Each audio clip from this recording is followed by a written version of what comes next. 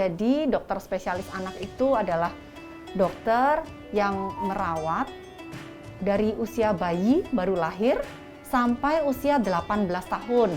Jadi banyak yang menganggap bahwa 18 tahun tuh harusnya atau 17 tahun tuh sudah di dewasa, tapi ternyata itu masih masuk dalam anak. Jadi mulai usia 0 hari sampai usia 18 tahun. Jadi untuk bunda-bunda di luar sana yang anaknya ingin belajar berpuasa, terutama pada anak yang usia 8-11 tahun, mungkin baru bertahap dulu ya. Jadi si kecil harus diajarkan untuk puasa mulai dari 6 jam, 8 jam, sampai akhirnya dia bisa mencapai puasa full. Kalau di Indonesia rata-ratanya antara 10 jam sampai 12 jam. Nah, jenis makanan apa yang sebetulnya kita harus berikan untuk anak-anak yang berpuasa? Pada dasarnya makanannya akan sama seperti makanan kita sehari-hari. Prinsipnya adalah pemberian gizi yang seimbang, baik karbohidrat, protein, lemak, kemudian vitamin dan mineral. Tapi ada kekhasan untuk pasien-pasien yang mengalami atau pasien yang sedang menjalankan puasa. Pada saat sahur, kita akan memberikan makanan dengan yang disebut sebagai indeks glikemik yang rendah. Jadi dia akan mempertahankan kadar gula darah di tubuh kita itu agak lama.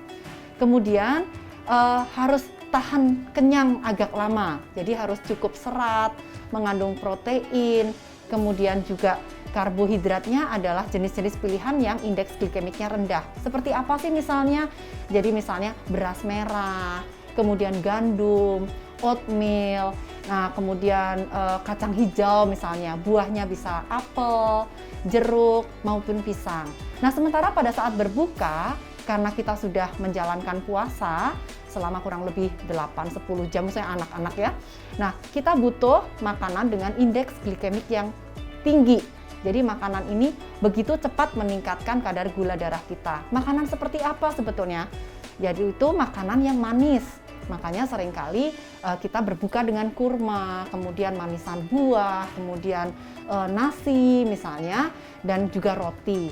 Nah, beberapa kasus memang mereka mengalami gangguan pencernaan misalnya. Nah, kita akan melihat dulu dari riwayat penyakitnya sebetulnya. Apakah anak ini memang punya riwayat gangguan pencernaan sebelumnya? Kemudian kita juga akan lihat dulu nih, usia berapa sih anaknya. Jadi nanti kita akan menyesuaikan.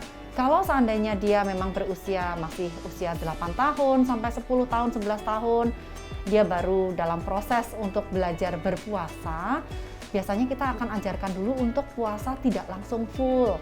Misalnya 6 jam dulu, 8 jam dulu, terus nanti kita akan ajarkan jenis makanan apa saja yang bisa diberikan pada saat anak ini berbuka atau akan sahur, seperti itu.